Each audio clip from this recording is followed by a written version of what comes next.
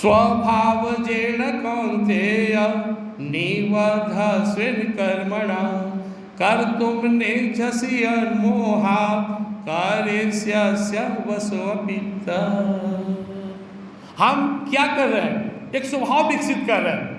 हमारे परम पूज्य गुरुदेव महाराज क्या कहते हैं? ब्रह्म मुहूर्त में उठो, ध्यान करो, पाठ करो, हर काम परमात्मा के लिए करो, सबसे प्रेम व्यवहार रखो। इससे क्या होगा? इससे तेरा संस्कार उच्च हो जाएगा, तेरा व्यवहार अच्छा हो जाएगा, तेरी आदत अच्छी हो जाएगी। और जब तेरे अंदर सद संस्कार, सद व्यवहार और सद आदतें हो गए, ये तुम्हें तार देगा।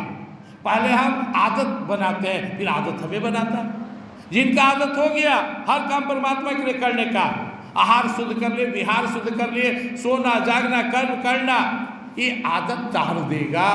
लेकिन आदत बिगाड़ लिए, स्वभाव बिगाड़ लिए। आपने देखा है, गांव में देखेंगे लोटा रख के खड़ा है खैनी लेके, भाई जी चुनना है क्या लीजिएगा। बिना मोबाइल 4 घंटा देखे नींद नहीं आ रहा है, बिना घर बिगाड़ो सीरियल देखे चैन नहीं है, नहीं देखे तो पूछते आज क्या हुआ। आप जो स्वभाव बना रहे हैं ये आपको बांध रहा है। अगर आप परम पूज्य गुरुदेव के निर्देशन में बताए साधना को अपने जीवन में उतारे, ऐसा स्वभाव व्यवहार बना ले कि आपके जीवन में अध्यात्म स्वाभाविक हो जाए। खाना पीना सोना दुनिया जहान स्वाभाविक है। अब इसी को उल्टा बनाना है, व्यवहार करके हर काम परमात्मा के लिए करना है और समय से साधना भजन करना है। तो यह संस्कार सत्वगुण जगाएगी और सत्वगुण बढ़ते बढ़ते आपके अंदर में परमात्मा के लिए लौ जगाएगा, साधना में शक्ति मिलेगी। तो स्वभाव जेन कौन्तेय निबद्धस्वेन कर्मणा, व्यक्ति पूर्व पहले के जन्म जन्मांतर के कर्म संस्कार प्रारब्ध से बंधा हुआ। हम चाहते कि रात दिन भजन हो, नहीं हो रहा है। क्यों? पिछले जन्म का संस्कार है। आत्मचिंतन करने के लिए बैठे, मैं शरीर नहीं हूँ, इसमें रहने वाला दिव्यात्मा हूँ, मैं आनंदमय हूँ, शांति में हूँ, अजय हूँ, अमर हूँ, शाश्वत हूँ, सनातन हूँ, सचेतन हूँ, अविनाशी हूँ, सुखराशि हूँ, घटघटवासी परमात्मा का चिंतन कर रहे, अनुभव नहीं हो रहा है, अभी भी शरीर और संसार आ रहा है। क्यों? इसका अभ्यास ज़्यादा है। परम पूज्य गुरुदेव कहते हैं तराजू के 2 पलड़ा ले लो, एक में 100 किलो का वजन है, दूसरा पे 5 किलो रखो, बराबर नहीं होगा क्योंकि पहले से 100 किलो है।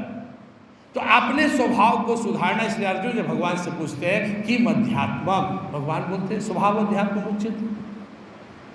अभी बहुत गूढ़ बात है, इसकी व्याख्या के लिए 10-20 घंटा चाहिए। एक केवल 2 वर्ड के लिए स्वभाव अध्यात्म उचित।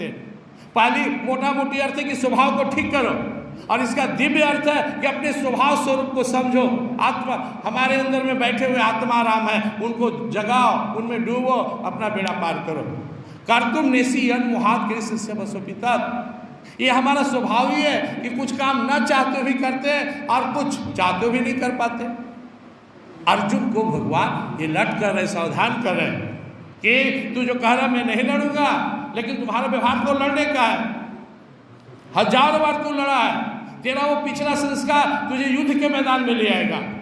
जिन माताओं को गाली बकने की आदत है या पुरुषों को न चाहेंगे तो फट से गाली निकल जाएगा, थूकने की आदत निकल जाएगा।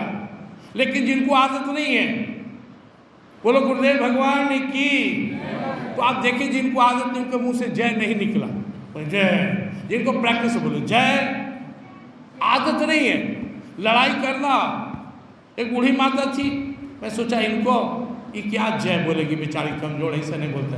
रोड पे निकले, चप्पल गबड़ा गए, ये ताव में लड़ना शुरू किए, इतना पावर, जय बोले कि सुन जय। और जब बाहर संसार में ताकत लगाना हो तो फरिया लो। प्रैक्टिस करना पड़ता है, अभ्यास करना पड़ता है। तो शॉर्टकट में इसको इतना नहीं समझ लीजिए कि आप पहले अपने संस्कार विचार से, अपने स्वभाव से प्रारब्ध तैयार करते हैं, उसके अनुसार मिला हुआ है। अब हमारे गुरुदेव का जो आदेश है कि मत सोचो कि सारी स्थिति परिस्थिति मेरे अनुकूल हो जाएगी तो भजन करने लगेगा, अब बढ़िया भजन होगा, ऐसा नहीं है। जिस देश काल अवस्था व्यवस्था में हो वहीं से प्रयास करो, भक्ति भजन करो। तेरे भक्ति भजन के प्रभाव से तेरे लाइफ स्थितियाँ अनुकूल होती चली जाएगी। ना भी होगा तो भी भजन करेंगे। ऐसा नहीं सोचना है कि ऐसी स्थिति परिस्थिति आएगी तो मैं करूँगा, पता नहीं क्या हमारे बस में है, कल हमारा बस में है, ये हमारे बस में नहीं है। तो जिस देश काल अवस्था में जिस जैसी स्थिति परिस्थिति में उसी में भजन करना है। प्रेम से वृंदावन बिहारी लाल की, गीता माता की जय।